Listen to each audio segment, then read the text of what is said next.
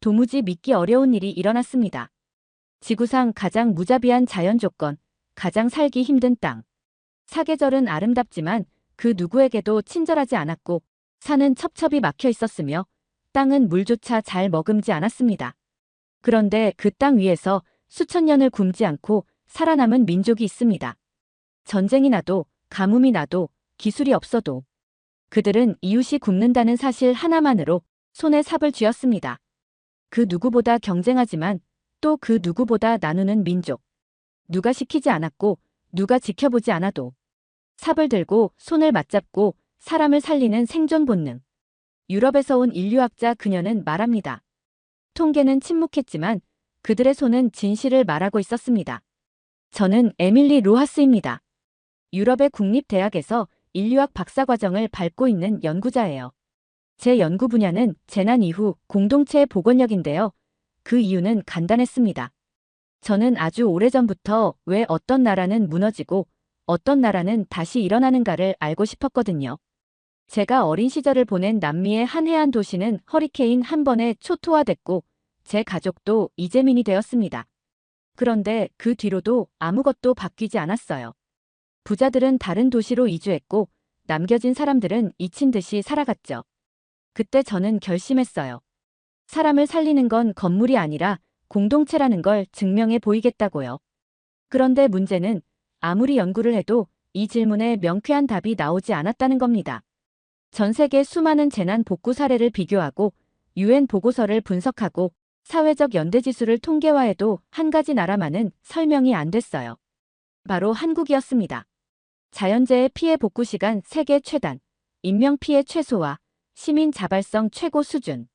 모든 수치가 세계 정상급인데 그 어떤 외국 사례와도 궤를 달리했어요. 미국이나 일본처럼 정부 주도의 대응도 아니고 스웨덴처럼 법과 제도에 의존한 것도 아닌데 어떻게 이런 결과가 나올 수 있죠? 결정적으로 저는 기계적인 복원이 아니라 인간적인 회복을 한국이 해냈다는 점에서 혼란에 빠졌어요. 사람들은 트라우마를 겪은 후에도 웃고 있었고 이웃을 위해 본인의 물건을 내어주고 피해가 큰 지역에는 전국에서 자원봉사자들이 몰려들었습니다. 더 당황스러웠던 건 지도교수의 말이었습니다. 이건 문화가 아니라 생존 본능이야. 너도 아시아로 직접 가보는 게 어때? 그 순간 제 안에 묻혀있던 자격지심이 고개를 들었습니다. 내가 정말 제대로 연구하고 있는 걸까? 내가 봐온 세계는 너무 좁았던 게 아닐까? 사실 저는 내심 한국이라는 나라를 무시해왔던 것도 사실이에요. 정치 혼란도 많고 이웃 국가들과 긴장도 잦고 전쟁 위기설도 늘 떠돌고. 그런데 그런 나라가 어째서 매번 위기 속에서도 꺾이지 않고 되려 더 강해지는 걸까요? 그 질문 하나가 제 일상을 뒤흔들기 시작했습니다. 도서관에 앉아도 논문을 읽어도 강의를 들어도 머릿속에는 한국의 생존력만 맴돌았어요. 그래서 결심했습니다. 올해 연구년을 한국에서 보내기로요. 데이터로 설명되지 않는 나라. 내가 직접 살아보겠다. 이 말 한마디를 남기고 저는 서울행 비행기 티켓을 끊었습니다. 서울에 도착한 첫 주 모든 게 낯설었어요. 그런데 이상하리만큼 불편하진 않았습니다. 인천공항에서 지하철을 타고 공덕역에 도착했는데 환승 시스템이며 역 내부의 표지판, 안내방송까지 잊을감이 거의 없었죠. 누가 일부러 외국인을 위해 배려한 것처럼요. 심지어 편의점 아르바이트생도 영어로 따뜻하게 데워드릴까요? 라고 물어봐주는 걸 보고 좀 놀랐어요. 며칠 뒤 저는 서울 서쪽에 있는 한 연구기관의 세미나에 초대받았습니다. 국제도시재생 연구자 네트워크라는 이름의 모임이었는데 그곳에서 운명 같은 만남이 이뤄졌어요. 한 중년 남성이 조용히 제게 명함을 건넸습니다. 한국재난안전연구원의 김지훈입니다. 논문 요약 흥미롭게 봤어요. 혹시 삼척 산불 사례는 접해보셨나요? 삼척이요? 처음 듣는 도시였어요. 산불 사례도 몰랐고요. 김 박사는 태블릿을 꺼내 사진을 보여주며 설명을 시작했어요. 2022년입니다. 강원도 삼척. 단 10일 사이 3,200헥타르가 불탔죠. 헬기 70대 이상, 군 병력 3,000명 이상이 동원됐습니다. 산림 피해 규모는 컸는데 인명 피해는 0이었습니다. 숫자만 봐도 이상했어요. 3,000헥타르면 도시 하나가 불탔다고 해도 과언이 아닌데 인명피해가 없다고요? 마을 주민들 대부분은요, 대피령 전에 이미 다 자발적으로 빠져나가 있었어요. 소방대원들보다 더 빨랐습니다. 그는 마치 제가 던질 질문을 이미 알고 있다는 듯 말을 이어갔어요. 그리고 더 놀라운 건 이게 어떤 조직적 캠페인이 아니라 일반 시민들 사이에서 당연하게 여겨지는 문화라는 점이었어요. 누가 시켜서 한 게 아니라 다들 자기가 할 수 있는 범위에서 어떻게든 돕는 행동을 실천하고 있었던 거예요. 서울로 돌아오는 기차 안에서 저는 제 가설 노트를 열었습니다. 집단 회복 탄력성 존재, 신속한 대응 이전의 자발적 반응, 위험 감지력은 사회적 본능과 연결. 그리고 마지막에 이렇게 적었습니다. 이건 사회 시스템이 아니다. 이건 한국인의 생존 감각이다. 그 순간 제 연구는 한 단계 전환됐습니다. 왜 무너지지 않는가가 아니라 왜 다시 일어나는가에 집중해야겠다는 확신이 생겼거든요. 삼척 사례를 접한 후 매일 새벽마다 사건 사례들을 읽고 아카이브를 뒤지며 데이터셋을 정리했죠. 그런데 한 가지 벽에 부딪혔습니다. 제가 다가갈 수 있는 건 결과였지 그 결과를 만든 사람들은 보이지 않는다는 점이었어요. 그러다 영상 하나를 발견했는데 사실 처음엔 그 영상을 보고 꽤 비웃었습니다. 한국의 시골 마을 사람들이 재난 때 서로 밥을 해먹이고 모르는 사람을 집에 재워주고 고립된 동네까지 예비군들이 비닐봉지 들고 뛰어가는 장면들. 그 모습들은 어딘가 전근대적이었고 심지어 연출 같기도 했어요. 제가 배운 서구적 공동체 개념은 계약에 기반한 구조적 안전망입니다. 유럽은 복지국가 체계를 통해 위기에 대응하죠. 평소 세금을 많이 걷고 국가나 지자체가 재난 시 공공 시스템을 통해 복구를 주도합니다. 한국처럼 이장님이 사람들을 모아서 즉석 봉사대를 만들었다고 하면 그건 유럽 기준에서는 체계가 없는 겁니다. 왜 이런 방식으로 움직이지? 국가의 책임은 어디 있지? 한국인의 자발성은 놀라웠지만 동시에 의심스러웠습니다. 그게 과연 지속 가능한 방식일까? 자원봉사로 사회 시스템이 운영될 수 있다는 말은 너무 감성적이고 과학적이지 않았거든요. 게다가 그 영상에서 본 일부 장면들은 오히려 위태롭게 보였어요. 갓길을 따라 호스 들고 불 끄러 달려가는 청년, 논두렁을 타고 마을 외곽 방화선을 그리는 중장비 기사. 손으로 산불 피우는 모래주머니 줄. 그건 생존이라기보다 투혼에 가까웠고 저는 그 단어가 싫었습니다. 왜냐면 투혼은 시스템이 무너졌을 때 개인이 고통을 떠안는 대가로 생기는 단어이니까요. 그래서 처음엔 공동체적 생존 본능이란 개념도 저에게는 신기루 같았어요. 위기의 순간에 잠깐 빛나지만 제도화되지 않으면 곧 사라지는 문화적 반응이라고 생각했습니다. 그날 밤 책상 앞에 앉아 자료를 하나하나 뜯어봤어요. 삼풍백화점부터 세월호, 강릉 산불, 이천 물류창고 화재, 울진 산불까지. 그냥 뉴스 소비자가 아니라 정말 전문가의 시선으로 뜯어본 거죠. 그리고 이상한 사실 하나에 도달했습니다. 한국은 늘 체계가 없는 것처럼 움직이는데 실제 피해 복구 속도는 기이할 정도로 빠릅니다. 울진 산불, 면적 기준 최악의 산불이었습니다. 2만 헥타르, 400채 이상의 가옥이 전소됐죠. 그런데 복구까지 3개월이 채 걸리지 않았습니다. 그 현장엔 늘 사람이 있었습니다. 이장님, 예비군, 소방대원, 택배기사, 군인, 교사, 학생, 그리고 이름 없는 자원봉사자들까지. 이들은 마치 매뉴얼이라도 있는 듯 정해진 질서처럼 움직였죠. 그들은 누가 시키지도 않았는데 도시락을 만들고 이삿짐 트럭을 빌려 대피소를 옮기고 있었던 걸까요? 그리고 그 이유를 저는 공식 매뉴얼이 아닌 공동체 기억에서 발견했어요. 한국은 전 세계 유일하게 대피 훈련을 국민이 스스로 안 하면 불안해서 못 견디는 나라였어요. 지금도 아파트마다 자체 소방 조직이 있고 동네 메신저엔 비상 연락망이 기본 탑재돼 있더군요. 거기에다 한국 남성 전부가 군 경험이 있었습니다. 한마디로 이 나라는 위기 대응을 국가 행정력이 아니라 사회 전체가 습관처럼 작동하는 구조로 유지하고 있었어요. 선진국인 미국에선 절대 불가능한 일입니다. 거긴 평시에 이웃이 누군지도 모르고 누가 총을 들고 나타날지 모르는 나라죠. 유럽도 복지와 행정이 강하지만 그런 자발성은 찾아보기 어렵습니다. 한국은 참 이상했어요. 강하지도 않은데 강했고 훈련되지 않은 것처럼 보이는데 무섭게 정렬되어 움직였어요. 그리고 제가 몰랐던 진실 하나가 더 있었습니다. 1970년대 포항제철 건설 당시 공사장에 모인 인부들은 따로 동원된 전문 군인도 기업 용병도 아니었어요. 하루 세끼 도시락 하나로 일하던 사람들이었고 공사장 무너져도 불평 하나 없이 맨손으로 재건했던 이들.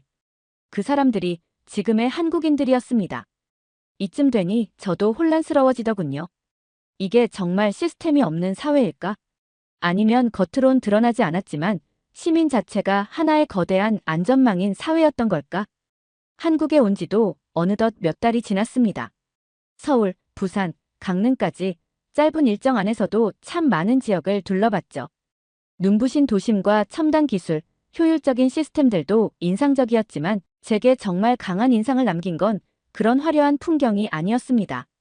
오히려 뜻밖의 순간, 전혀 예상하지 못한 장면에서 저는 한국이라는 나라의 진짜 얼굴을 마주하게 됐어요. 강남의 한 구청 인근 공공체육시설 앞, 군복 차림의 남성 수십 명이 줄지어 대기하고 있더군요. 처음엔 무슨 행사인가 했는데 알고 보니 예비군 훈련 출발 전 집결지였습니다. 예비군이라는 단어는 외국인인 저에게 처음엔 낯설었어요. 전역한 군인이 다시 군복을 입고 훈련을 받는다는 개념 자체가 유럽에서는 흔치 않거든요. 하지만 이곳 한국에선 그것이 너무나 자연스러운 일처럼 보였습니다. 누구도 불평하지 않았고 오히려 일부는 자긍심에 찬 얼굴로 조용히 준비 중이었죠. 저는 그날 관계자의 허락을 받아 조용히 참관할 수 있었습니다. 참가자들의 연령대는 다양했어요. 20대 후반부터 40대까지 회사원처럼 보이는 이들도 있었고 어떤 분은 아이 등교시키고 바로 오셨다 하더군요. 훈련 중 일부는 재난 대비 행동이었고 어떤 시간은 사이버 공격 대응 절차 교육으로 이루어졌어요. 군대가 단순히 무기를 다루는 곳이 아니라 국가적 재난과 위기 시 국민을 지키는 시민방위 플랫폼이 되어가고 있다는 걸 실감했죠. 휴식 시간에 한 예비군과 잠시 대화를 나눴습니다. 그는 32세 회사원이었는데 이런 말을 했습니다. 처음엔 귀찮았죠. 하지만 점점 생각이 바뀌더라고요. 이게 우리가 할 수 있는 최소한의 책임이구나 싶었어요. 한국은 그렇게 예비군이라는 제도를 통해 사람을 다시 공동체의 일부로 연결하고 있었습니다. 유럽 대부분 국가에선 예비군 시스템이 해체됐습니다. 전쟁이 없다고 생각하기 때문이죠. 하지만 지금 우크라이나 전쟁과 같은 현실 속에서 한국의 준비는 군사가 아니라 국민 방어력 그 자체로 받아들여졌습니다. 돌아오는 길, 저는 한국 국방부 자료를 찾아봤어요. 연간 200만 명 이상이 예비군 훈련을 받는다고 하더군요. 세계 최다 수준이었습니다. 심지어 드론 대응, 사이버 테러, EMP 피해 복구 매뉴얼까지 포함된 첨단 예비군 훈련이 확대되고 있다는 사실도 확인했어요. 무기를 쥐지 않아도 훈련을 통해 나라의 경계가 국민 내부에 심어지고 있었던 겁니다. 대부분 국가에서는 전쟁이나 재난은 박물관에만 남겨두곤 하죠. 하지만 한국은 달랐습니다. 기억이 살아있었고 심지어 그것이 현실과 정책, 공동체의 행동 방식까지 연결되어 있었어요. 며칠 뒤 서울 서대문 형무소 역사관을 찾았습니다. 일본 제국주의에 저항한 독립운동가들이 투옥됐던 장소였죠. 단순히 전시물을 둘러보는 것이 아니라 실제 고문실 복원, 수영자들의 증언 영상, 그리고 매년 열리는 추모 행사가 이어지더군요. 그날따라 학생 수십 명이 단체 관람을 하고 있었는데 가이드 선생님의 말이 인상 깊었습니다. 이곳은 단지 과거의 감옥이 아닙니다. 조국이 무엇인가를 묻는 교실입니다. 그 순간 알았습니다. 한국에서 안보는 무기나 군사 이전에 기업과 교육의 영역이기도 하다는 것을요. 전쟁이 끝나도 민간인 학살이 벌어진 마을이 사라지지 않고 민주화 시위의 총성이 있었던 거리에는 표지판이 세워져 있습니다. 심지어 지하철역 이름 하나에도 어떤 역사는 묻혀 있었어요. 3.1운동을 기념한 독립문역, 4.19 민주화혁명에서 유래한 사당역의 이름 유래, 그리고 광주에서 벌어진 5.18의 참상을 후대가 기억하도록 만든 옛 전남도청 복원사업까지. 특히 저를 감동시켰던 건 국방과 기억이 맞닿는 지점, 바로 청소년 안보 교육이었습니다. 일부 국가에서 군사화 논란이 있을 정도로 민감한 영역이지만 한국은 정반대였어요. 학생들은 수학여행 때 DMZ 비무장지대, 전쟁기념관, 현충원 등을 방문합니다. 그곳에서 단순히 무기 구경을 하는 게 아니라 전쟁의 피해자들, 조국을 지킨 이름 없는 병사들의 삶, 그리고 통일을 향한 꿈을 함께 배우고 있었죠. 더 나아가 최근에는 사이버 안보 교육도 강화되고 있습니다. 청소년 대상 해킹 방지 캠프, 디지털 안보 퀴즈 대회, AI 기반 재난 대응 시뮬레이션 체험까지. 이런 접근은 유럽에서도 보기 힘든 전체 국민을 안보의 일원으로 키우는 전략처럼 느껴졌습니다. 한국은 언제 어디서든 국가의 위기를 단 한 사람의 기억 속에서도 찾아낼 수 있는 나라예요. 이런 감각은 자연재해에도 이어지더군요. 한반도는 지진대가 아님에도 불구하고 전국 지자체마다 재난 대응 훈련이 정기적으로 시행되고 있었습니다. 심지어 어린이집부터 시니어 센터까지 전 연령 맞춤형 대피 교육이 의무화되어 있었어요. 모두가 기억하고 모두가 준비하는 사회. 이것이 한국이 가진 진짜 무기 아닐까요? 사실 한국의 지도를 처음 본 사람이라면 대부분 이렇게 말하죠. 북한이 저렇게 가깝다고. 수도 서울에서 비무장지대까지 고작 50km. 그건 런던에서 옥스퍼드 가는 거리였고 뉴욕이라면 JFK에서 브루클린 정도 거리였습니다. 그런데 놀랍게도 이 민감한 국경지대에서 두려움보다도 평온이 먼저 느껴졌습니다. 대형 아파트 단지, 쇼핑몰, 대학교, 고속도로가 이어졌고 사람들은 출퇴근길에 전혀 불안을 느끼지 않았죠. 이 정도 거리면 긴장되시겠네요? 하고 물었던 제게 한국분이 웃으며 답했어요. 거리보다 중요한 건 마음이죠. 한국은 세계에서 가장 위태로운 지정학적 위치에 있으면서도 그 위기를 견뎌내고 있었던 거예요. 사실상 이 나라는 경계선보다 경계심이 강한 나라였어요. 북한과의 공식적 휴전선은 248km이지만 제가 보기엔 전국 어디서든 경계가 작동하고 있었습니다. 전주에서 만난 시민자원봉사자는 우리 지역도 전시의 후방이 아니에요. 라고 하셨습니다. 그 말처럼 평시엔 평범한 회사원과 자영업자인 분들이 재난구조훈련, 민방위 참여, 예비군 사격 교육에 자연스럽게 참여하고 있었죠. 그리고 그 감각은 공공시스템 전반으로 퍼져 있었습니다. 우체국, 도서관, 지하철, 학교, 심지어 기업 사무실에서도 화생방 대피 매뉴얼, 비상물자 배치, 대피방송 시스템이 일상화되어 있었습니다. 외국인의 눈엔 이게 너무 군사적으로 느껴질 수도 있어요. 하지만 한국 사람들은 그걸 거창한 안보의식이 아니라 생활의 일부로 여긴다는 점이 가장 놀라웠습니다. 그리고 이건 극단적 사건에만 국한되지 않습니다. 코로나19 대유행 초기에도 한국은 국경 봉쇄보다 국민의 행동 통제와 협력으로 대응했죠. 스마트폰 기반 자가격리 시스템, 공적 마스크 구매 앱, 그리고 무엇보다도 지켜야 할 걸 지킨다는 국민의식이 있었기에 가능했던 일입니다. 2023년 8월, 저는 서울 남부에 있는 한 공공연구기관을 방문 중이었습니다. 그날 아침, 서울 동남권 일대에 기록적인 집중호우가 쏟아졌죠. 1시간 강우량 110mm. 서울 강남역 일대가 순식간에 물에 잠겼고 도로는 마치 강처럼 바뀌었습니다. 이 정도면 도시 전체가 마비되겠구나라는 생각이 들었어요. 그런데 교통은 일부 우회됐지만 대체로 원활했습니다. 심지어 뉴스 속보 앱으로 미리 우회 도로를 안내받고 도로에선 자율 배차된 시내버스가 시민들을 대피시켰어요. 가장 놀라운 건 그렇게 극한 상황인데도 시민들이 흥분하거나 서로 소리치는 장면이 전혀 없었다는 것입니다. 오히려 차량이 멈춘 지하차도 입구 앞에선 누군가 자발적으로 뒤로 돌아가세요 외치며 차량을 돌리고 있었죠. 알고 보니 시민이었어요.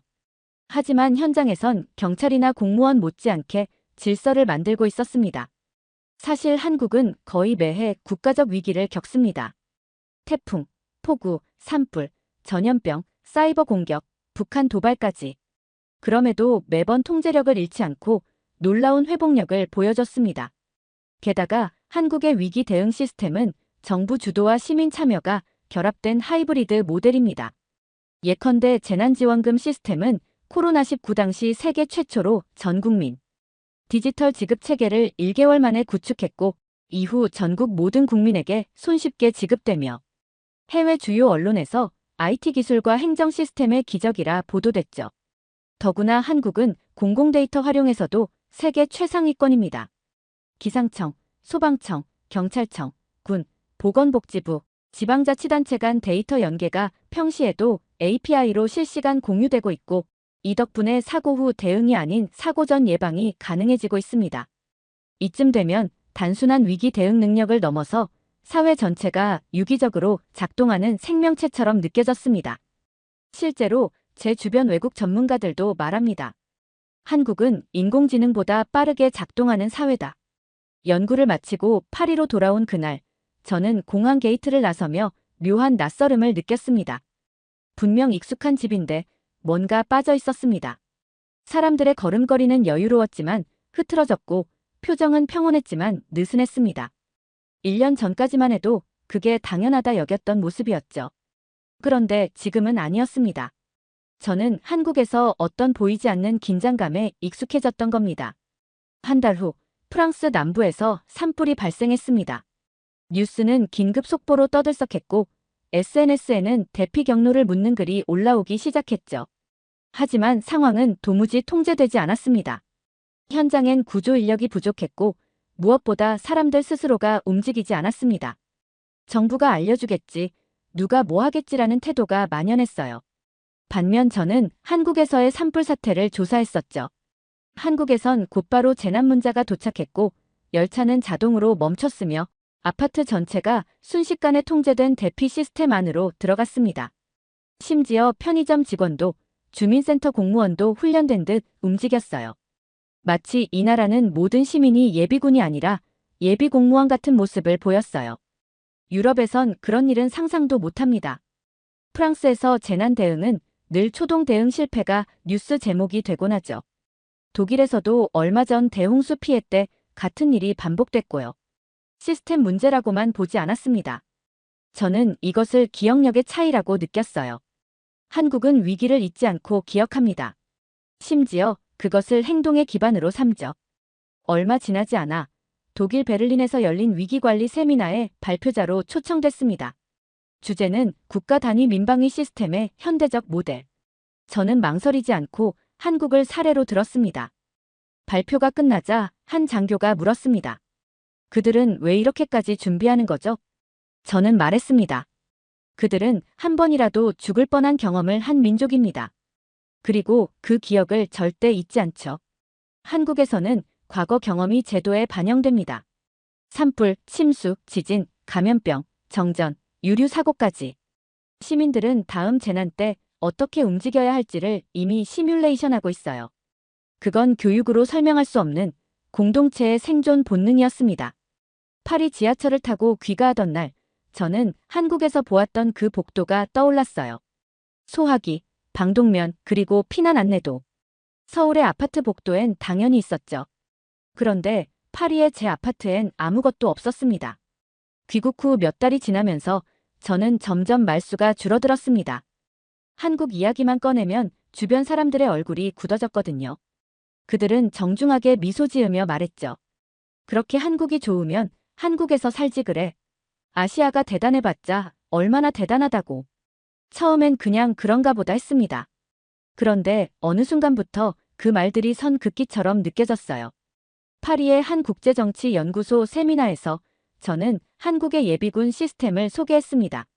전 인구의 절반 가까이가 일정 수준의 군사적 대응 능력을 유지하는 나라는 거의 없습니다. 게다가 그들은 국가 시스템 없이도 일정 기간 버틸 준비가 되어 있죠. 그러자 한 영국 출신 교수는 이렇게 말했어요. 그건 권위주의 문화의 잔재 아닌가요? 시민을 너무 통제하려는 국가죠. 또 한 명은 한국 사람들은 너무 수능적이라 그런 시스템이 가능하다고 보는 겁니다. 유럽에서 그런 건 불가능하죠. 라고 덧붙였죠. 말이 막혔습니다. 예비군 훈련장에서 땀 흘리며 기계처럼 움직이던 한국 시민들의 얼굴이 떠올랐어요. 수능이라기보다 생존이었죠. 스스로 준비하고 스스로를 지키는 문화. 그런데 이들은 그걸 통제로 받아들이고 있었습니다. 사석에서는 더 노골적이었어요. 너 요즘 한국에 너무 빠진 것 같아. 그 나라는 좀 기술력은 좋은데 너무 경직됐지 않아? 재난 대응은 좋을지 몰라도 인간다운 여유는 없는 나라 아냐? 솔직히 저도 그런 편견을 가졌던 적이 있습니다. 한국을 처음 방문했을 때 거리마다 빽빽하게 붙은 CCTV, QR코드 인증, 끊임없이 울리는 알림 문자 피곤하다고 생각했었죠. 하지만 시간이 지나면서 그 모든 것들이 불안의 제도화가 아니라 안전을 위한 약속이라는 걸 이해하게 됐습니다. 그리고 그 약속이야말로 유럽이 지금 잃어버린 것이라 느꼈습니다. 주변 지식인들은 한국의 시민적 긴장감을 이해하지 못합니다. 그들은 우린 자유를 택할래라고 말하지만 저는 되묻고 싶었어요. 정말 이대로 안전할 수 있냐고요. 돌이켜보면 저에게 한국은 단지 관찰 대상이 아니었습니다. 처음에는 연구자였습니다. 이질적인 문화를 분석하고 해석하는 입장이었죠. 하지만 지금은 저 자신이 질문의 일부가 되어버린 느낌입니다. 왜 그들은 그렇게 행동했을까? 그 답을 찾기 위해 따라간 걸음이 어느새 제 안의 기준을 송두리째 바꿔버린 겁니다. 한국을 떠나 유럽으로 돌아온 후 저는 몇 번의 인터뷰 요청을 받았습니다. 연구자이자 관찰자로서 한국의 위기 대응 체계를 분석해달라는 것이었죠. 프랑스 국립인류학회 세미나, 런던 전경대의 위기관리 포럼, UN 시민안전국 워크숍까지. 그런데 놀라운 건 제가 준비한 자료보다 현장에서 쏟아지는 질문들이 훨씬 날카로웠다는 겁니다. 당신이 본 한국인의 위기 대응 핵심은 뭔가요? 질문은 단순했지만 답은 복잡했어요. 저는 정제된 보고서 대신 울진 산불 현장에서 맨손으로 불씨를 끄던 노인의 이야기, 세월호 사고 당시 자발적으로 나섰던 민간 잠수부들의 행동, 코로나 시기 아파트 단톡방에서 마스크를 돌리던 이웃들의 사례를 꺼내들었습니다. 그러자 그 자리에 있던 영국과 독일의 학자들은 조용히 고개를 끄덕였죠. 한국인의 생존 방식은 기술이 아니라 기억에 기반합니다. 그들은 재난은 다시 온다는 전제를 공유하고 있었습니다. 그리고 중요한 건 그 기억이 정부가 아닌 국민들 내부에 저장되어 있다는 사실입니다. 프랑스에서는 위기 때 정부 브리핑을 기다립니다. 독일은 프로토콜을 신봉하죠. 하지만 한국은 다릅니다. 누가 알려주지 않아도 먼저 행동하는 시민들이 시스템보다 빨리 움직입니다. 저는 이걸 기억의 자동화라고 부릅니다. 한국은 그것을 훈련이 아닌 삶의 일부로 만들어버렸어요. 한 번은 제가 이런 질문을 받았죠. 당신은 왜 그렇게 한국에 감탄하죠? 그들도 인간이고 실수하고 갈등도 많잖아요. 맞습니다. 저도 압니다. 한국에도 분열과 피로, 불신이 존재하죠. 하지만 결정적인 순간 그들은 신기할 정도로 같은 방향을 향해 움직입니다. 그건 단지 제도가 아니라 경험과 본능이 만든 사회적 반사신경입니다. 저는 이 생존 감각이 앞으로의 지구 위기 시대에 굉장히 중요한 자산이 될 거라고 확신합니다. 기후재앙, 감염병, 에너지 전환. 우리는 모두 처음 겪는 일들 앞에 서 있습니다. 그때 필요한 건 정교한 시스템보다 스스로 판단하고 움직이는 사람들, 즉 살아본 기억을 가진 공동체입니다. 그리고 한국은 바로 그런 기억의 공동체였습니다. 두 번째 사연 시작합니다. 이 나라는 실패한 줄 알았고 끝났다고 생각했습니다. 40년 전 영국인 기자는 서울을 밟고 조용히 떠났습니다. 여긴 기사 쓸 것도 없다는 말을 남긴 채 지도에서조차 지워질 줄 알았던 그 나라. 그리고 지금 그는 고개를 숙였습니다. 기술도 군사도 문화도 공동체도 모든 게 서구의 기준을 뛰어넘었고 그 어떤 해석도 예측도 따라가지 못한 변화가 눈앞에 도착해 있었습니다. 그는 말합니다. 우리는 그들을 비웃었는데 지금은 배우고 있다. 대체 무슨 사연인지 오늘 사연 바로 시작하겠습니다. 저는 토마스 리즈라고 합니다. 올해 68, 이제는 펜 대신 안경을 자주 닫게 되는 은퇴한 기자입니다. 가디언지에서 오랜 시간 국제부 소속으로 일했고 정치와 전쟁, 경제와 재난을 따라다니며 수백 개의 기사를 써왔어요. 그런 제가 지금 인생의 마지막 기록으로 쓰고 있는 나라의 이름은 다름 아닌 한국입니다. 그 이름을 다시 쓰게 될 줄은 몰랐습니다. 아니, 그 이름조차 오래전엔 몰랐습니다. 무시했던 게 아니라 존재 자체를 인식하지 못했어요. 그게 더 큰 무시였다는 걸 지금은 알겠습니다. 1970년대 초반 학교에서 세계 지리를 배웠습니다. 한국에 대해 배운 건 단 3문장이었습니다. 북한과 분단된 나라, 전쟁 피해로 미국의 원조를 받는 중, 그리고 가난한 농업국. 지도를 펴도 쉽게 눈에 띄지 않았고 그 옆에 더 크게 적힌 일본과 중국이라는 글자에 묻혀 늘 그 나라를 그냥 스쳐 넘겼습니다. 기자가 되어선 더 그랬습니다. 아시아 취재라면 당연히 일본이었고 긴급 사건은 대만이나 홍콩, 북한 핵 문제 정도나 언급되면 그 옆에 한국이라는 단어가 덤처럼 따라왔죠. 한국은 단독 기사가 아닌 배경 설명 정도의 존재였습니다. 그래서 제 노트에는 수년간 한국에 대한 메모가 단 한 줄도 남아있지 않습니다. 당시 저는 한국이라는 단어를 들으면 싸구려부터 떠올렸습니다. 메이드 인 코리아라 적힌 가방, 장난감, 조잡한 라디오. 언제 고장 날지 모르고 디자인은 어설프고 설명서는 해석 불가능했어요. 우리는 그 나라의 기술을 비웃었고 그들의 문화를 조롱했고 그들의 목소리를 들으려 하지 않았습니다. 그게 기자의 판단이라 믿었습니다. 사실과 예측, 통계와 전략. 그런 것들에 묶여있는 게 지성인의 합리성이라 배웠고 그 모든 도식에서 한국은 아무 의미 없는 나라였어요. 쟤네는 선진국이 될 수 없어. 일본 따라가려다 사라질 나라야. 북한 때문에 늘 불안한 곳이지. 그런 말들을 수없이 들었고 심지어 직접 쓰기도 했습니다. 그 나라가 세계를 이끄는 이름이 되어 있다는 사실을 마주했을 때 비로소 깨달았습니다. 문제는 그들이 아니라 저였습니다. 저는 너무 오래 선진국만을 쳐다봤고 너무 쉽게 이 나라가 어디까지 갈 수 있을지를 정해버렸던 사람이었습니다. 누구보다 냉정하고 숫자에 밝고 분석에 강하다는 기자였지만 인간의 가능성만큼은 믿지 못한 사람. 그 이름을 다시 쓰고 있습니다. 한국.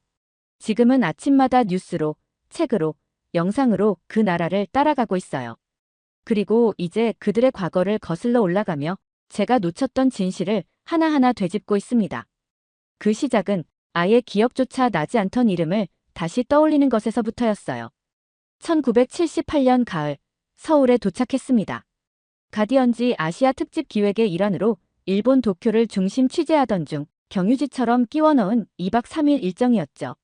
정확히 말하면 혹시라도 쓸만한 게 있으면이라는 명분이었지만 솔직히 말씀드리자면 아무런 기대도 하지 않았습니다. 김포공항 주변은 무척 낡아 있었습니다. 창문 틈새로 매캐한 냄새가 들어왔고 입국 심사대 앞은 불필요할 정도로 경직된 군인들로 가득했어요. 눈빛이 무척 날카로웠고 외국인이 드물었던 건지 위아래로 살피는 시선이 어딘가 불편했습니다. 통역을 맡은 한국인 직원은 정중했지만 어딘가 위축되어 있었고 그들의 영어 억양마저 기사거리로 비웃고 싶을 만큼 무례했습니다. 미안한 일이지만 그게 당시의 제 모습이었어요. 공항에서 도심으로 들어가는 길. 창밖으로 보이는 풍경은 제가 그동안 돌아봤던 다른 동아시아 도시들과는 전혀 달랐습니다. 도쿄처럼 정리되지 않았고 홍콩처럼 활기도 없었어요. 불빛은 희미했고 간판은 삐뚤게 걸려 있었고 사람들은 조용히 빠르게 움직였죠. 마치 누구에게 쫓기는 사람들처럼요. 호텔에 짐을 풀고 거리로 나섰습니다. 종로 근처 골목을 따라 걷는데 도로는 군데군데 갈라져 있었고 전봇대엔 전단지가 너덧 겹으로 덕지덕지 붙어 있었습니다. 길가엔 뻥튀기 장수와 과일 노점상이 있었고 아이들이 맨발로 뛰어다녔어요. 어디선가 음악이 흘러나오고 있었는데 그게 마치 전쟁이 끝난 도시에서 흘러나오는 무명가요처럼 들렸습니다. 서울은 제게 무너진 가능성처럼 보였어요. 전쟁을 겪은 도시는 모두 그 흔적을 갖고 있지만 이곳은 재건보다 체념이 더 깊게 깔려 있다고 느껴졌습니다. 당시 기사 초안의 제목은 지금도 기억납니다. 아시아의 뒷골목, 그 안에서 길을 잃은 도시. 그날 저녁, 현지 통역을 맡은 청년과 저녁을 먹었습니다. 허름한 식당에 들어서자 주인이 눈을 동그랗게 떴습니다. 외국인이 드물었던 탓이겠죠. 자리에 앉으니 메뉴판도 없이 음식이 나왔고 젓가락질이 익숙지 않던 저는 한참을 헤맸습니다. 불편하시죠? 청년이 물었습니다. 대답 대신 물을 한 모금 마셨어요. 여기선 다들 이렇게 사는 겁니까? 제가 조심스럽게 묻자 그는 약간 머뭇거리며 말했습니다. 많이 힘들지만 모두 열심히 살고 있습니다. 그 대답이 참 현실적이었습니다. 그 어떤 나라보다 힘겨워 보이는 표정. 하지만 누구도 힘들다고 말하지 않는 분위기. 그게 당시 서울의 공기였습니다. 인쇄소를 들렀던 날도 기억에 남습니다. 활자판을 직접 정리하는 노동자의 손등은 잉크에 절어 있었고 손톱은 짧고 거칠었어요. 힘드시죠? 제가 그렇게 묻자 그는 별말 없이 고개를 한번 끄덕이고는 그래도 해야죠. 이렇게 말했습니다. 사실 그 답변이 예상 외였습니다. 우리는 언젠가 잘 될 거예요. 같은 낙관도 정부가 문제죠. 같은 불평도 없었으니까요. 그저 담담하게 자기 몫의 삶을 감당하는 느낌이었습니다. 그 모습이 어쩐지 낯설었고 그래서 더 강하게 남았습니다. 서울 마지막 날 아침 일찍 호텔 근처를 걸었습니다. 길가엔 교복 입은 남학생들이 우르르 뛰어다녔고 신문을 파는 노인, 버스에서 뛰어내리는 사람들, 호떡을 파는 아주머니의 손동작까지. 도시는 고요하게 그러나 쉼없이 움직이고 있었어요. 그리고 비행기를 타기 직전 호텔 카운터에 앉아있던 중년 남성이 영어로 말을 걸었습니다. 외국에서 오셨어요? 네. 한국은 어떠셨습니까? 대답을 망설였어요. 그가 다시 말했습니다.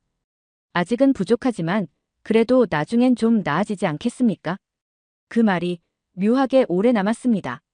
자신을 과대평가하지도 비하하지도 않는 말. 되는 대로가 아니라 버티는 대로 살고 있다는 느낌. 돌아가는 비행기 안에서 저는 고민했습니다.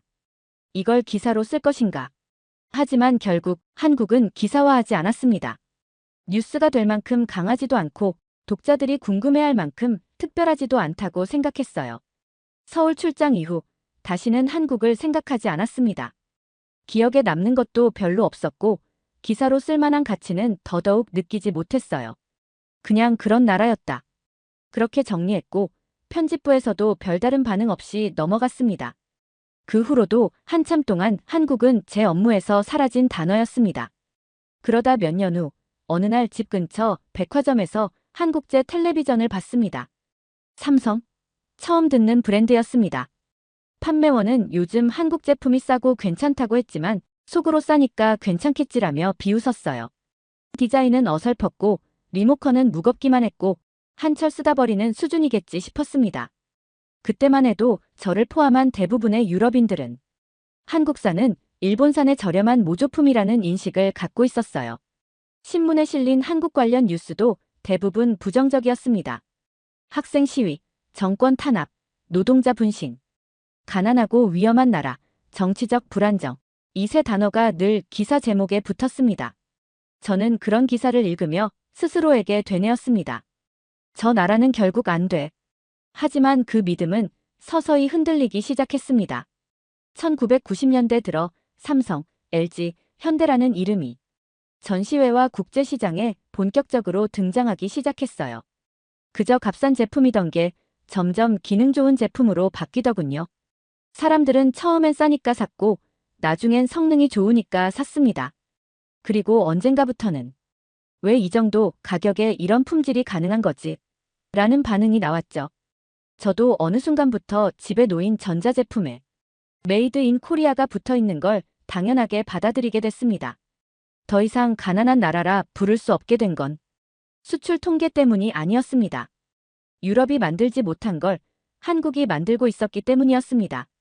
1998년 유럽의 전자신문에 실린 기사를 하나 기억합니다. 한국이 세계 반도체 시장에서 일본을 제쳤다. 그날 순간적으로 멍해졌어요. 반도체라면 일본과 미국의 전유물이라 여겼고 그걸 한국이 앞질렀다는 사실은 믿기지 않았습니다. 하지만 데이터는 거짓말을 하지 않았죠. 그리고 처음으로 내가 틀렸을 수도 있다는 두려움을 느꼈습니다. 그 이후 한국은 조선, 자동차, 통신, 게임, 인터넷 등 제가 상상조차 하지 못했던 분야에서 계속해서 순위를 뒤집고 있었습니다. 그게 불과 20년 사이에 벌어진 일이었어요. 한 세대가 바뀌기도 전에 그들은 스스로의 손으로 세계 시장의 문을 두드린 겁니다. 어떻게? 도대체 무엇이 이 나라를 여기까지 끌고 왔는가? 그러다 우연히 2000년대 초 한 다큐멘터리에서 한국인의 인터뷰를 보게 됐습니다. 기회요? 그런 거 없었습니다. 우린 그냥 실패하면 죽는 줄 알고 계속했습니다. 그제야 알았습니다. 그 나라의 성장엔 전략이 아니라 절박이 있었다는 것을. 그들의 성공은 기적이 아니었습니다. 절망이 밀어낸 결과였고 그 절망을 끝까지 안고 달린 사람들이 만든 계산된 반전이었습니다. 내가 외면했던 그 삼류라는 단어 속에 어쩌면 가장 위험한 가능성이 들어있었던 건 아닐까 생각하게 됐습니다. 하지만 딱 그뿐이었지 한국에 대해 더 깊게 알아보려고 하지는 않았습니다. 그러다 몇 년 전 K푸드, K뷰티, K팝, K드라마, K웹툰, K가 붙은 말들이 인터넷에 넘쳐나기 시작하던 무렵 영국에서도 유행이 되기 시작했고 처음엔 한국이 만든 일종의 마케팅 용어 정도로 여겼어요. 의미도 모르고 붙이는 접두어, 일시적인 유행쯤으로 생각했던 겁니다. 하지만 그 판단도 처참하게 틀렸습니다. 2019년 손녀가 생일 선물로 BTS 앨범을 원한다고 했을 때 그게 뭔데? 라고 물었습니다. 손녀는 스마트폰을 켜더니 유튜브 영상을 보여줬습니다. 수백만 명의 관중, 떼창, 웸블리 스타디움. 영상 속의 젊은 남성들은 유창한 영어와 한국어를 오가며 공연을 이끌고 있었고 관중들은 눈물을 흘리고 있었습니다. 충격이었어요. 그날 저녁 딸이 말했습니다. 요즘엔 한국 문화가 대세예요. 음악뿐 아니라 드라마나 웹툰, 화장품까지. 그쪽은 이미 하나의 세계예요. 그 말을 이해하지 못했습니다. 한국 문화가 세계라니. 그 나라가 기술, 무기, 제조업으로 성공했다는 건 이해할 수 있었습니다. 하지만 문화란 결국 느낌과 정체성의 집합체 아닌가요? 언어도 낯설고 역사도 모르는 나라의 콘텐츠가 어떻게 이렇게 사람들 마음을 사로잡을 수 있단 말입니까? 그날 밤 넷플릭스에서 기생충을 검색했습니다. 그리고 영화를 끝까지 보고 한동안 멍하니 앉아 있었습니다. 계층, 가족, 위선, 불평등, 그리고 절박함. 이야기의 구조와 연출, 리듬, 상징, 어딘가 낯설고도 강렬했습니다. 무엇보다 이 이야기는 누구도 아닌 한국인만이 만들 수 있다는 느낌이 들었습니다. 그때부터 K라는 접두사의 본질을 다시 보게 됐습니다. 그건 유행이나 포장이 아니었어요. 그들만의 방식으로 세계를 해석하는 눈이자 메시지였습니다. 딸의 서재에는 한국 소설이 꽂혀 있고 손녀는 한국어 학원에 다니고 있었습니다. 영국 대학교에는 한국어 수업이 정식 커리큘럼으로 개설돼 있고 런던 시내 대형 서점에는 K컬처 전용 코너가 생겨났습니다. 그 코너 앞에서 한참을 서 있었습니다. 책 표지에 적힌 한글, 알아볼 수 없는 문자를 읽기 위해 영어 해설을 찾아보는 영국인들. 예전엔 상상도 못했던 장면이었죠. 그제야 깨달았습니다. 이건 단순한 콘텐츠의 성공이 아니구나. 한 나라가 전 세계의 감정 코드를 선도하고 있다는 의미였어요. 생산력으로 세계를 감탄시킨 나라가 이젠 감성까지 세계를 주도하고 있는 겁니다. 음식에서 음악까지, 미용에서 철학까지 그들의 모든 문화는 이제 누구도 무시할 수 없는 힘이 되어 있었습니다. 한 프랑스 평론가가 이렇게 말했습니다. 한국 콘텐츠는 전통을 현대어로 번역하는 데 능하다. 그러나 더 놀라운 건 그 메시지가 정확히 지금 우리에게 필요한 것이라는 점이다. 그 말에 고개를 끄덕였습니다. K가 붙는 순간 그것은 수출품이 아니라 그들의 정체성이 압축된 메신저가 된다는 걸 이해하게 됐어요. 이제는 손녀가 저보다 먼저 뉴스를 봅니다. 할아버지, 이번에 또 한국 드라마가 상 받았대요. 과거, 제가 아직 갈 길 먼 나라라고 썼던 그곳이 지금은 감성의 중심, 문화의 심장부가 되어 있었습니다. K-팝과 영화, 드라마로 충격을 받은 건 분명했지만 그래도 저는 속으로 이런 생각을 하고 있었습니다. 문화야 유행이니 그렇다 쳐도 제도와 시스템은 결국 서구가 기준이지. 그게 제 마지막 자존심이었는지도 모릅니다. 하지만 그것조차 한국은 부드럽게 무너뜨렸습니다. 2020년 코로나19 팬데믹이 시작됐을 때였습니다. 전 세계가 공포에 휩싸였고 영국도 마찬가지였어요. 병상 부족, 진단키트 부족, 정책 혼선, 시민 불신, 저는 이 나라가 한때 제국이었다는 사실이 민망해질 정도였습니다. 사람들은 정부를 탓했고 정부는 국민을 탓했습니다. 사회 전체가 삐걱댔습니다. 그러던 중 뉴스에서 한국이 언급됐습니다. 한국, 세계 최단 기간 진단 시스템 구축, 확진자 동선 실시간 추적, 모바일 알림, 드라이브 스루 검사, 전 세계 도입 요청. 정부와 시민이 함께 움직이는 체계, 한국형 대응 모델 확산 중. 그 순간 TV를 껐습니다. 믿기지 않았거든요. 그저 기술력의 나라, 문화강국으로만 생각했던 한국이 이번엔 위기 대응의 모범 국가로 떠올랐다는 건 제 오랜 인식과 너무 어긋났기 때문입니다. 하지만 며칠 뒤 BBC에서 보도한 한 장면이 저를 완전히 무너뜨렸습니다. 서울의 한 보건소 앞 줄지어 서 있는 시민들, 마스크를 착용하고 조용히 대기 중인 사람들, 그리고 거기엔 통제도 군인도 없었습니다. 아무도 강요하지 않았고 누구도 불만을 터뜨리지 않았습니다. 그때 깨달았습니다. 이 나라가 갖고 있는 건 기술이 아니라 정돈된 질서라는 걸요. 그리고 그 질서의 출발점은 국가가 아니라 시민 스스로의 책임감이라는 걸요. 이어진 취재 보도에서 한국은 감염병 데이터를 실시간으로 분석하고 공공 시스템의 정보를 연동하고 민간 병원과 행정기관이 한 몸처럼 움직이고 있었습니다. 한국은 선진국들이 만든 매뉴얼을 따라가지 않았습니다. 애초에 매뉴얼이 없는 길을 스스로 개척한 것이었죠. 심지어 한국은 이 시스템을 자랑하지도 않았습니다. 그저 담담하게 전 세계의 매뉴얼을 번역해 공유하고 의료진을 다른 나라로 보내고 원조 요청에 조용히 응했습니다. 그 모습에 예전 서울거리에서 봤던 묵묵히 일하던 인쇄소 노동자의 손을 떠올렸습니다. 말이 아닌 행동으로 증명하는 나라. IMF나 세계은행은 한동안 한국을 비정상적 성공 사례라 분석했습니다. 그만큼 전례가 없었고 예측할 수 없는 방식으로 성장을 이뤘다는 의미였죠. 하지만 이젠 다르게 말하고 싶습니다. 한국은 비정상이 아니라 우리가 배운 세계가 정상이라고 착각했던 겁니다. 이 나라는 모델이 없었던 게 아니라 기존의 모델을 거부한 나라였습니다. 그리고 그 거부의 끝에서 세계가 인정한 새로운 기준이 태어난 것입니다. 어느 날 손녀가 이렇게 말했습니다. 한국은 왜 이렇게 뭐든 빨라요? 저는 대답했습니다. 그들은 원래 남을 쫓는 게 아니라 남이 못 간 길을 먼저 걷던 사람들이거든. 한국이 기술과 문화로 세계를 놀라게 했다는 건 인정했지만 군사 분야만큼은 다르다고 생각했습니다. 당연했어요. 제 머릿속에서 한국군은 늘 미군의 보호막 아래 있는 병력이었고 무기나 전략은 어디까지나 미국이나 나토 소속 국가들이 설계하는 영역이었으니까요. 전쟁을 겪은 나라는 많지만 자력으로 무기를 만드는 나라는 소수였습니다. 그리고 그 명단에 한국은 포함되어 있지 않았습니다. 적어도 제가 알고 있던 세상에선 그랬죠. 그 생각이 깨진 건 아주 우연한 계기였습니다. 2022년 러시아의 우크라이나 침공 이후였습니다. 당시 유럽 언론은 유럽방위 재건이라는 프레임을 앞다퉈 내보냈고 저는 퇴직 후에도 국제안보 관련 기사들을 꾸준히 읽고 있었어요. 그런데 낯선 이름이 반복적으로 등장하기 시작했습니다. K9 자주포, K2 전차, 현무 미사일.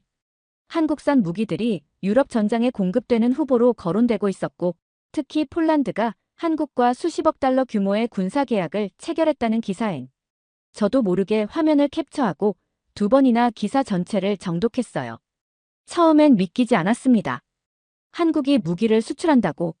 그것도 유럽에? 이건 제게 상식 밖의 일이었어요. 정확히 말하면 제가 가진 한국은 무기 수입국이라는 이미지가 무너지는 순간이었습니다. 곧이어 찾아본 자료들은 더 충격적이었습니다.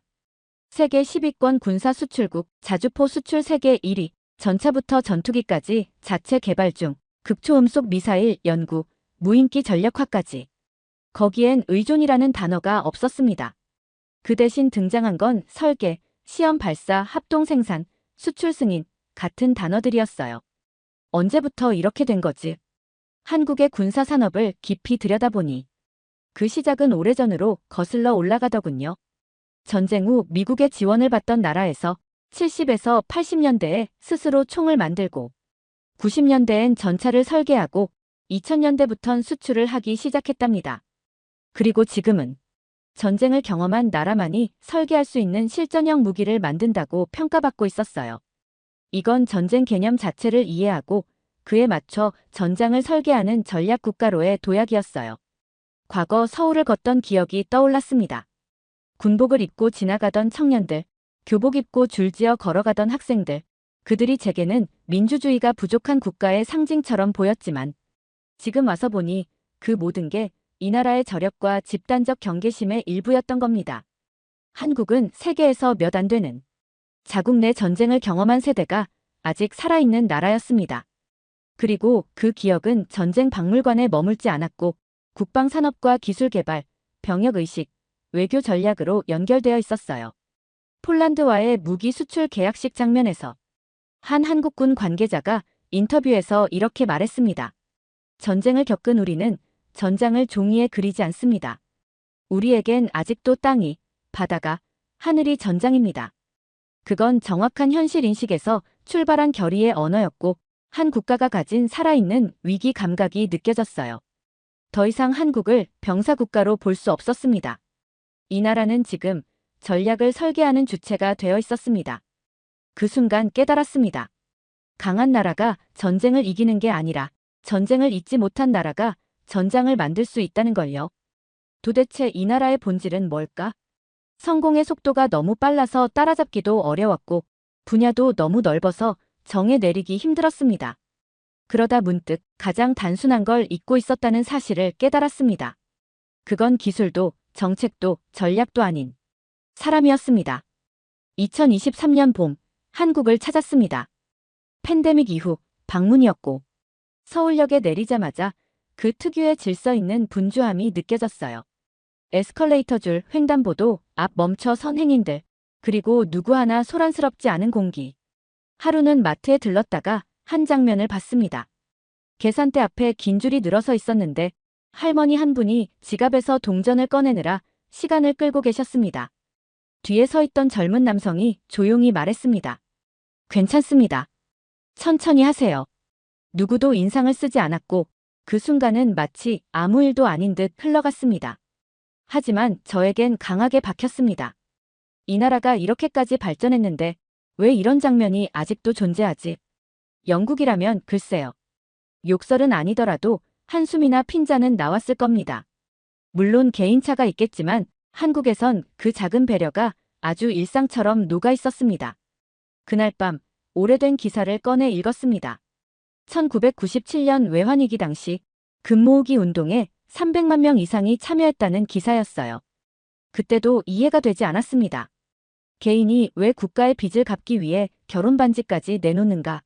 하지만 이제는 알겠습니다. 한국인은 나가 아닌 우리로 움직이는 사람들이었습니다. 그들은 공동체라는 말을 말로 하기 전에 이미 삶으로 그것을 실천하고 있었습니다.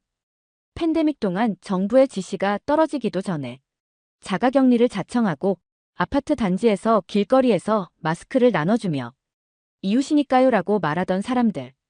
그 모든 것이 이 나라가 지켜온 아주 오래된 질서였던 겁니다. 생각해보면 서구가 잃어버린 가장 본질적인 가치가 바로 그것이었습니다. 권리와 자유는 발전했지만 책임과 연대는 점점 사라져갔습니다. 개인의 성취는 높아졌지만 그로 인해 공동체는 허물어졌죠. 반면 한국은 그 고통스러운 산업화와 민주화 과정을 지나면서도 서로를 버리지 않는 법을 잊지 않았습니다. 한 교수가 말하더군요. 한국의 진짜 강점은 위기 때 드러납니다. 그때 이 나라는 함께 살아야 한다는 집단 본능이 발동하거든요. 그 말을 서울의 거리, 식당, 지하철, 마트, 편의점, 작은 공원에서 수없이 확인했습니다. 그리고 마침내 인정하게 됐습니다. 이 나라가 강한 이유는 기술이 뛰어나서도 문화가 화려해서도 아니었습니다. 그들은 우리가 잃어버린 것을 지켜냈기 때문이었습니다. 그리고 그 사실은 전쟁, 가난, 분단, 외면 속에서도 스스로의 기준을 끝까지 고집한 민족만이 가질 수 있는 아주 깊고도 단단한 뿌리라는 걸요. 한국을 떠나기 전 다시 서울을 걸었습니다. 이곳을 마지막으로 떠난 건 1978년이었습니다. 그때와 지금 서울은 완전히 다른 도시였습니다. 40여 년이 넘게 지난 이 도시에는 끊임없이 변화하는 속도와 함께 이전의 모습은 잔해처럼 남아있었죠. 그저 그 많은 변화 속에서 이제는 내가 얼마나 틀렸었는지를 되새기며 걸었습니다. 한참을 걷다 보니 우연히 서울역 근처의 작은 카페에 들어가게 됐습니다. 사람들은 여전히 바쁘게 움직였고 커피 한 잔을 들고 한자리에서 조용히 책을 읽는 모습이 마치 상전의 아이템을 가진 사람들처럼 여유로워 보였습니다. 가끔은 멍하니 보기도 했지만 한편으로는 그들만의 차분한 시간 속에 녹아드는 듯한 기분이 들었어요. 제가 비웃었던 1978년의 서울은 사실 당시 누군가의 꿈과 희망이었고 지금 그 꿈은 전 세계가 주목하는 현실로 변해 있었습니다. 한국의 모든 발전은 길고 지루한 시간의 산물이었습니다. 그 시간 속에서 한국인들은 언제나 포기하지 않기라는 태도를 핵심 가치로 삼고 기술을 만들고 시스템을 만들고 문화까지 만들어왔던 거죠. 이제는 그들이 주도하는 K브랜드, K모델이 전 세계를 휩쓸고 있는 시대입니다. 한 컵의 커피를 마시며 그동안 한국에 대한 잘못된 시각을 곱씹어봤습니다. 이게 그 사람들이랑 같은 나라일까? 그간 저는 한국을 이해하려 하지 않았습니다. 무시했던 것이 아니라 전혀 보려 하지 않았던 것이죠. 그런데 지금 이곳 서울에서 그들은 더 이상 작은 나라로 보이지 않았습니다. 그들은 미래를 만들고 있는 나라로 보였습니다. 한때 그들을 삼류국이라고 깔봤던 사람으로서 이제는 그들이 어떻게 인류로 변신할 수 있었는지 알아야 했습니다. 그들이 가던 길을 따라가며 그들의 구체적인 비법을 알고 싶었습니다. 유럽에서 여러 번 이야기를 나눈 정치학자가 이런 말을 했습니다.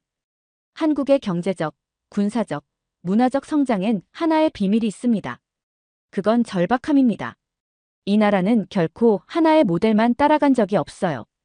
그들은 늘 다른 길을 만들어냈습니다. 다른 누구도 가보지 않은 길을. 그 말은 제 가슴에 깊이 새겨졌습니다. 그들이 겪은 수많은 상처와 패배가 지금의 성공을 만들어냈다는 사실을 이제야 알게 된 것입니다. 1978년 서울을 떠나며 내렸던 결론은 잘못된 것이었어요. 한국은 불가능한 나라가 아니라 불가능을 가능으로 바꿔버린 나라였다는 것을 이제야 제대로 이해하게 되었습니다. 한국 관련 기사를 쓸 때 항상 끝을 이렇게 마무리했습니다.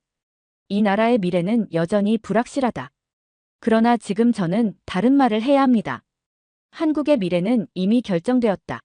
그것은 이제 우리 모두가 배워야 할 길이다. 한국은 기술이 뛰어난 나라가 아니었습니다. 그들은 미래를 창조하는 정신이 살아있는 나라였던 것입니다. 그리고 그 정신은 지금도 여전히 그들의 가슴 속에서 불타고 있습니다. 우리는 그들을 비웃었고 지금은 배우고 있다. 이 이야기는 이처럼 한 나라의 변화와 그 안에서 얻은 깨달음의 기록이자 다시 말해 저의 무지에 대한 자백이었습니다.